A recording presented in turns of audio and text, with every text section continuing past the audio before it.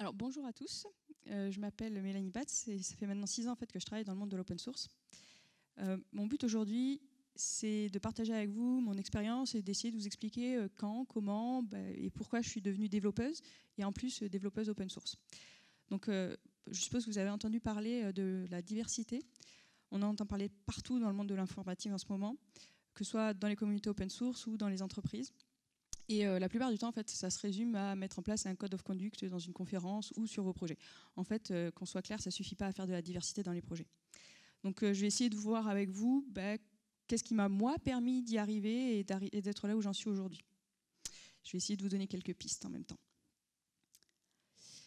Donc d'abord, je vais essayer de commencer par faire avec vous une petite étude ethnologique.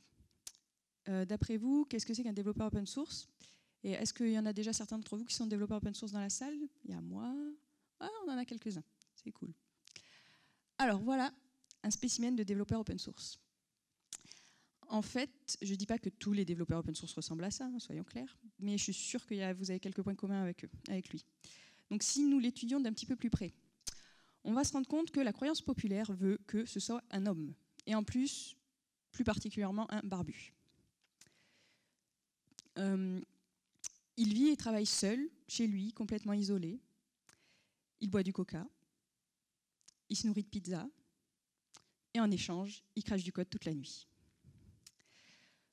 Par-dessus tout, ce que le développeur aime, c'est les super-héros, la science-fiction et les chats. Voici maintenant donc un spécimen de développeuse open source. Donc vous allez voir que c'est quand même assez différent. Si on les compare, on se rend compte qu'il y a un certain nombre de différences. Au final, vous voyez bien qu'en tant que développeuse open source, je ne rentre pas du tout dans le stéréotype précédent. Et pourtant, je suis là. Donc, je vous promets, en plus, j'ai essayé de tout faire pour essayer de rentrer dans ce stéréotype-là, mais j'ai jamais réussi à me faire pousser la barbe. Impossible. Donc, j'ai dû abandonner et j'ai dû trouver une autre façon de devenir développeuse open source. Donc, je vous l'accorde que j'ai quand même quelques points communs avec lui. Effectivement, j'aime la SF, j'adore les chats et j'ai absolument rien contre un petit bout de pizza de temps en temps. Alors du coup, comment je suis devenue développeuse open source? Donc d'après vous, un petit quiz. Pour devenir développeuse open source, je suis née en sachant coder. Réponse A. Réponse B, je code jusqu'au bout de la nuit, tout le temps. Réponse C, j'organise des surprises parties. Et la réponse D, Donc je voudrais faire un petit sondage. D'après vous, réponse A, qui vote pour la réponse A? Ok, on en a 2. Réponse B? Une majorité. Réponse C? Ok, aucun. Et la réponse D? Ouais, bien sûr, il y a toujours des gens qui votent la réponse D, c'est gentil, mais c'est pas la bonne réponse, je peux vous l'annoncer dès maintenant. Donc on va voir ensemble en fait quelle est la bonne réponse. La réponse A, je suis née en sachant coder. En fait, c'est faux. C'est étonnant, mais non, je ne suis pas née en sachant coder. En fait, j'ai été formée, ça m'a pris du temps, et même je continue à me former tous les jours et à apprendre tout le temps. Je suis sûre que vous avez tous déjà entendu parler de ces histoires de développeurs qui, à 2 ans, parlaient le binaire, à 4 ans, codaient en C, et qui, à 6 ans, recodaient leur propre OS. Bon, contrairement à la coutume populaire chez les développeurs, moi, je reconnais complètement que je ne suis pas née en sachant coder et qu'on m'a éduquée. J'ai pas été éduquée spécialement comme une fille, effectivement. On m'a toujours dit que je pouvais faire tout ce que j'avais envie. Et essentiellement, on m'a poussée, on m'a aidée, on m'a encouragée, on m'a soutenue. Alors, à votre tour, qu'est-ce que vous pouvez faire pour aider les autres à devenir développeurs? D'autres femmes à devenir développeuses, d'autres personnes, d'autres minorités à devenir développeurs. Déjà, la première chose où vous devez faire attention, c'est à la façon dont vous parlez de votre parcours. Par exemple, je peux vous expliquer que à l'âge de 10 ans, j'ai eu un ordinateur et j'ai pu commencer à développer des petits jeux vidéo en Pascal. Ouais, je suis pas si jeune, hein, vous vous rendez compte, j'ai fait du Pascal, j'ai commencé par du Pascal. Et ensuite, au lycée, j'ai décidé de suivre des cours d'info, après en école d'ingé, de faire partie du club d'informatique pour militer pour les logiciels libres. Ou alors, je peux vous raconter l'histoire d'une autre manière, c'est-à-dire comment les autres m'ont aidé à en arriver là. En fait, je n'y suis pas arrivée seule. À 10 ans, en fait, c'est mon papa qui a ramené un ordinateur à la maison et qui nous a laissé jouer avec, librement. Ensuite, c'est mon frère qui m'a expliqué comment lancer mes jeux vidéo et qui m'a montré le code source qui tournait derrière. Et au lycée, c'est mon prof de physique qui, connaissant mon amour pour les sciences, m'a proposé de faire partie et de prendre des options info. Et ensuite, en école d'ingé, en fait, c'est simplement parce que j'étais copine avec des gens qui étaient membres du club info et qui m'ont proposé de les accompagner un jour à faire une journée autour des logiciels libres. Donc voilà, en fait, je ne suis pas arrivée toute seule du tout, c'est juste parce qu'il y avait plein d'autres gens autour de moi. Alors, à votre tour, en fait, maintenant, ce que vous pouvez faire, c'est, maintenant, vous êtes grand, c'est votre tour à vous aussi maintenant de soutenir, de conseiller, d'aider et d'encourager, que ce soit vos collaborateurs lorsqu'ils essayent de faire quelque chose de nouveau, ou alors les petits jeunes qui intègrent vos entreprises, ou si vous avez la possibilité de donner des cours, vos étudiants, et bien sûr, si vous avez des enfants, vous pouvez commencer tout petit. Donc, on voit que la réponse A, c'était pas la bonne. Maintenant, la réponse B, je code jusqu'au bout de la nuit. C'est faux, je code pas jusqu'au bout de la nuit non plus. Alors, effectivement, c'est une façon de devenir développeur open source. Il y a pas mal de gens qui suivent cette voie-là. Vous trouvez un projet qui vous est utile, vous commencez à contribuer, simplement en remontant des bugs.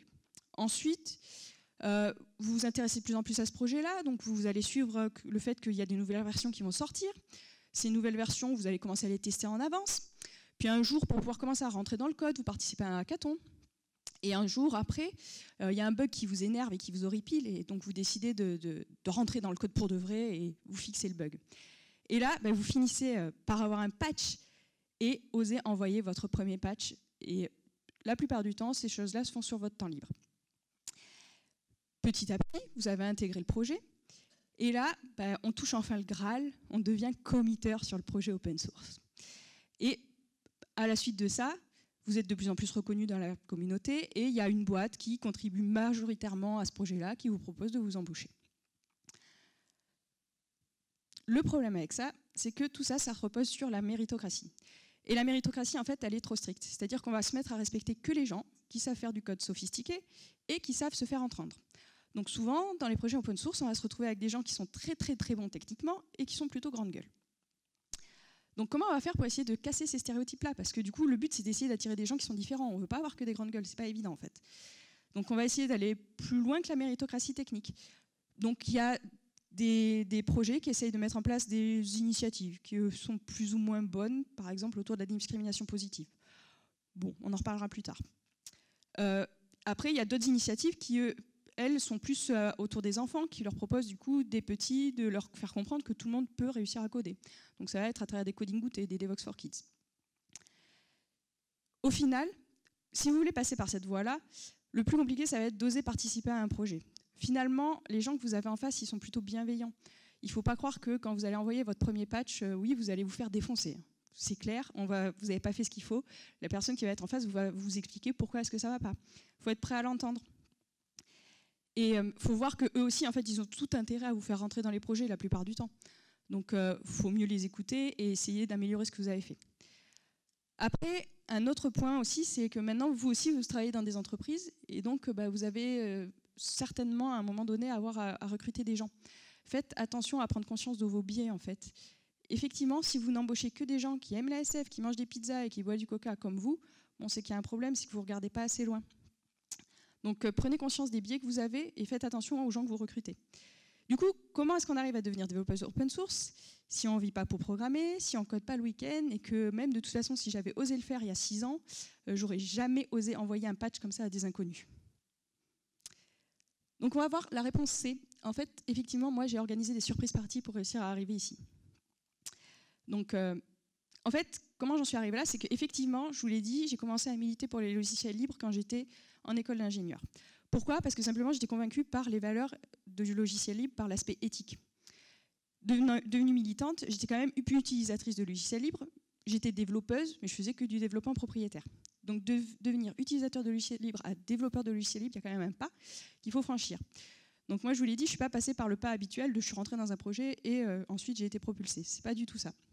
En fait, j'avais envie de pouvoir agir sur ce que je faisais et d'être reconnue dans mon travail, ce qui n'était pas vraiment le cas là où j'étais auparavant. Donc, par contre, j'utilisais tous les jours un logiciel open source qui était créé et développé par une petite boîte française qui était basée sur Nantes. Ce logiciel s'appelait Axeléo. Et moi, à un moment donné, j'ai eu envie de changer. J'ai décidé, je m'étais fixé comme but de rentrer dans cette boîte-là. Donc, pour arriver là, d'abord, je suis montée en compétences techniques pour être au point pour le jour où je passais un entretien technique avec eux, je savais répondre à qu'est-ce que c'était que du Java, qu'est-ce que c'était que du Eclipse et qu'est-ce que c'était que de la modélisation. Ensuite, l'autre point, c'est qu'il fallait que je les rencontre à un moment donné. Donc, pour les rencontrer, il fallait les attirer.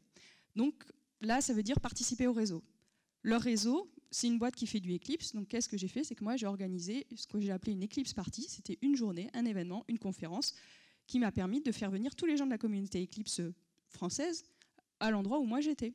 Ça m'a permis de les rencontrer. Donc ça, organiser des événements, je savais très bien le faire parce que grâce à ma participation militante autour des logiciels libres, j'avais organisé énormément d'événements dans le cadre de Tout Libre, sur Toulouse. À ce moment-là, pour moi, organiser un événement, c'était simple. Donc ça m'a permis en fait de les rencontrer et de discuter et de passer un entretien. Après, c'est là que je me suis rendu compte qu'en fait, faire partie d'une minorité, c'était hyper utile. Effectivement, quand vous êtes une femme dans un monde d'hommes, vous allez tomber sur des boulets. Il y a toujours un mec qui va venir vous demander quel est votre avis sur les couleurs, alors qu'en fait, vous avez codé tout le bazar à l'intérieur. Vous allez avoir droit à des blagues sexistes. Et encore, j'ai de la chance, je ne suis pas blonde, donc j'échappe à un certain nombre de blagues. Et vous allez tomber certainement à des moments donnés dans des ambiances foot-bière.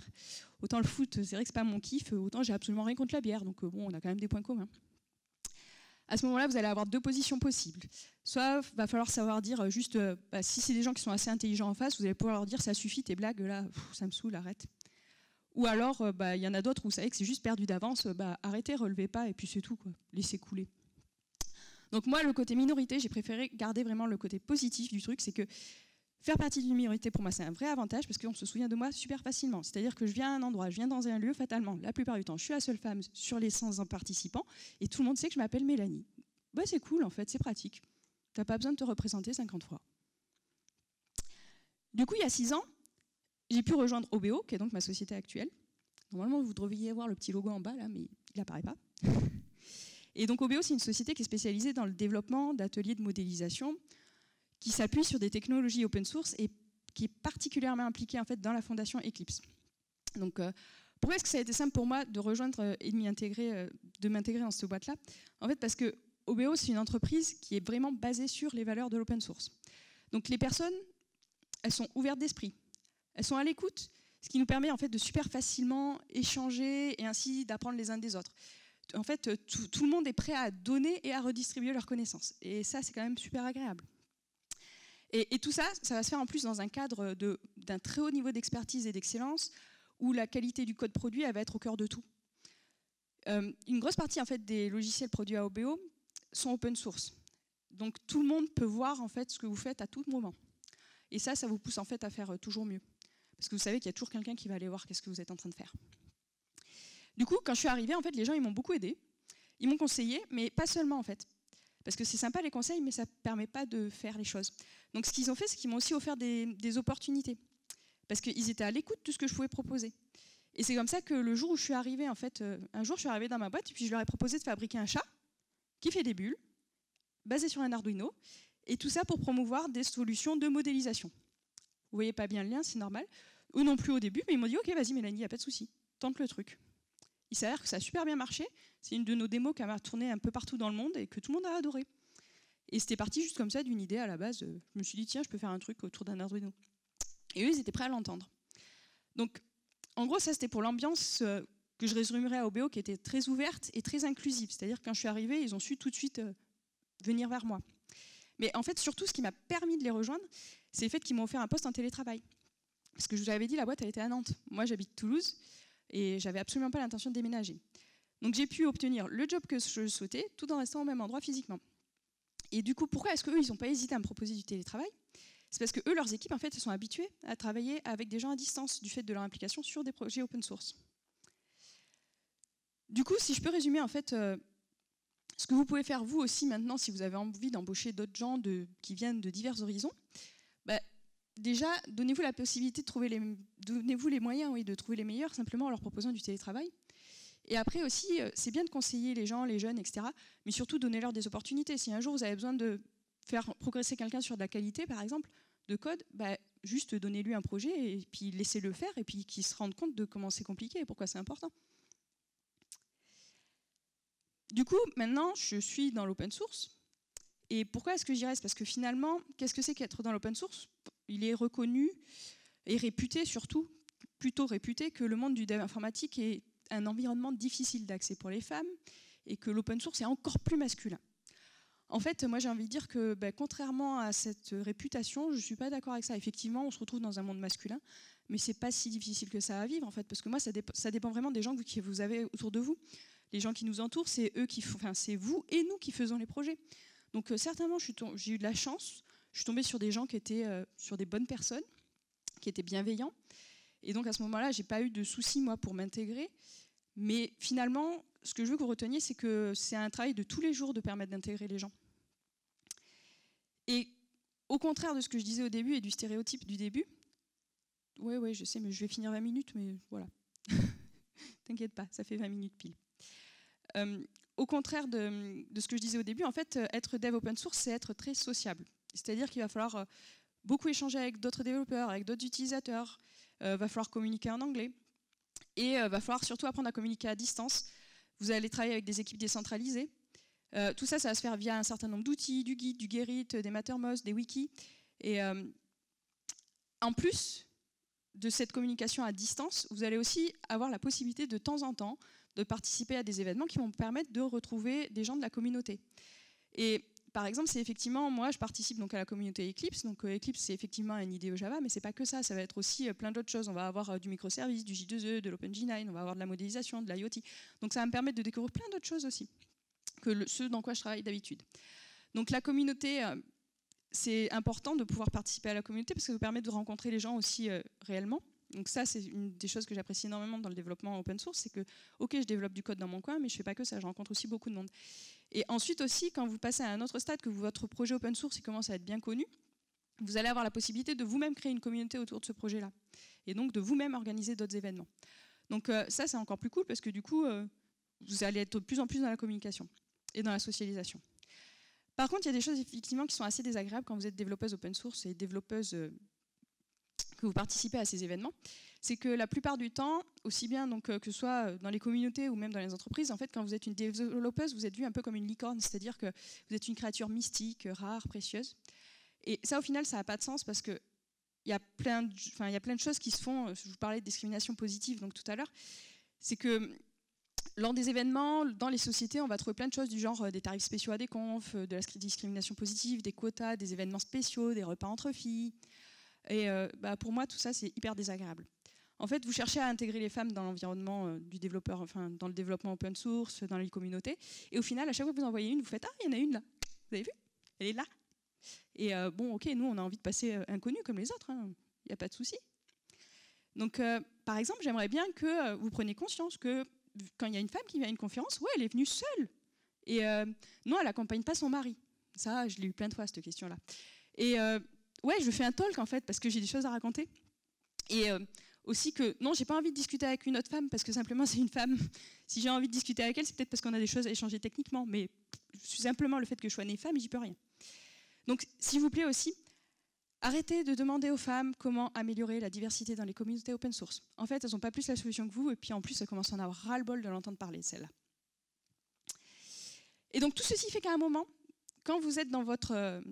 vous participez à la communauté, vous commencez à être reconnu, et en fait, il y a un moment où déboule le syndrome de l'imposteur, parce que vous commencez à vous demander si vous êtes là parce que vous avez des compétences techniques, ou simplement parce que vous êtes née femme, et que du fait de la discrimination positive, on vous a mis là, et on vous a mis en avant. Bon, petit à petit, vous arrivez à vous faire à l'idée, et au final, bon, vous vous dites que c'est parce que vous n'êtes pas assez forte techniquement, et puis bon, vous commencez à parler de ce que vous connaissez, etc. Et c'est quelque chose qui, je pense, le syndrome de l'imposteur, en fait, effectivement, moi je l'ai ressenti en tant que femme, mais je pense que c'est à partir du moment où vous commencez à devenir développeur dans une communauté open source et que vous commencez à partager, tout le monde est touché à un moment donné par ça. Et c'est pas grave, en fait, ça passe au bout d'un moment. Vous avez tous votre place. Donc du coup, à quoi ça me sert moi d'être dans l'open source et pourquoi je continue, c'est que ça me permet de progresser en fait grâce aux différents échanges que j'ai avec les gens sur les projets, grâce à des revues. Je passe mon temps à apprendre. Après, ce qui est agréable aussi, c'est que j'ai un effet sur le monde dans le sens où mon logiciel open source, il est réutilisé par d'autres qui eux-mêmes créent d'autres choses. Donc ça, c'est plutôt cool. Je vais être reconnu et je vais être reconnu à la fois par les utilisateurs de mon logiciel et aussi par les gens qui m'aident à le développer. Donc ça, c'est plutôt sympa aussi. Et je vais être reconnue non pas seulement au sein de mon entreprise, mais de manière un peu plus globale. Du coup, ce qui va être sympa aussi, c'est que ça va vous ouvrir des perspectives d'évolution de carrière qui sont parfois inattendues. Donc comme je vous le disais, souvent, ce qui se passe, c'est que vous devenez committaire sur un projet. Il s'avère qu'il y a une boîte qui contribue énormément à ce projet-là et vous pouvez être embauché dans cette boîte-là. Donc par exemple, ça peut vous ouvrir une carrière professionnelle différente de participer à un projet open source. Et typiquement, moi, ça m'a permis, en fait, si on résume mon parcours, au début, j'ai commencé dans une SS2I, comme tout le monde, on va dire. J'étais utilisatrice de logiciels libres, je faisais du développement de logiciels propriétaires. Ensuite, j'ai eu la chance d'être embauchée dans un grand compte. J'étais militante pour les logiciels libres. J'étais développeuse de logiciels propriétaires. Puis je vous ai dit, à un moment donné, j'en ai eu marre, j'ai eu envie de changer et de faire en sorte qu'on reconnaisse le travail que je faisais. Du coup, j'ai intégré une PME où là, j'ai commencé à avoir la possibilité d'être entendue. Et simplement ça, le fait d'être entendue et d'être écoutée, c'est super agréable. Et c'est là que j'ai pu devenir développeuse de logiciels libres et que j'ai pu être reconnue dans la communauté. Et donc, dernièrement, en fait, ma boîte a décidé d'ouvrir une nouvelle filiale au Canada. Et donc, suite à une réorganisation, ils m'ont proposé le poste de directrice technique. Sans hésiter, ça leur a pas posé de souci le fait que je sois une femme ou autre, pour eux c'était naturel. Donc du coup, vous voyez, au début, il y a 6 ans, en fait, j'étais simple développeuse. Et maintenant, en fait, je suis directrice technique d'une équipe de 10 personnes qui, eux, sont basées sur Nantes. Moi, je suis toujours sur Toulouse. Le fait qu'on soit à distance, ça pose pas de souci non plus, parce qu'on a l'habitude de travailler comme ça. Et on travaille donc sur une dizaine de produits open source qui sont différents et qui sont fournis via différentes plateformes, soit via la fondation Eclipse, soit sur GitHub. Donc ce que j'aimerais que vous reteniez, c'est que vous avez beaucoup à gagner en fait à faire de l'open source et à devenir développeur open source. Et s'il vous plaît, pour aider les femmes à devenir développeuses aussi open source, ne soyez pas étonnés de voir une femme déjà qui développe. Il n'y a rien de plus naturel, c'est normal, il n'y a aucun souci avec ça. Et aussi, n'hésitez pas à coder du logiciel libre parce que, comme je le dis, c'est bon. Vous avez tout à y gagner, vous allez monter en compétences, vous allez réussir à être identifié par rapport à ce que vous faites, ça vous permet de faire facilement de la veille technique. Et en plus, ça va vous pousser à devenir force de proposition, déjà au sein du projet, et après petit à petit dans votre boîte. Voilà, je vous remercie. Et surtout, je voulais vous dire, n'hésitez pas à faire du logiciel libre, plus on est de fous, plus on code, et ça c'est cool. Merci.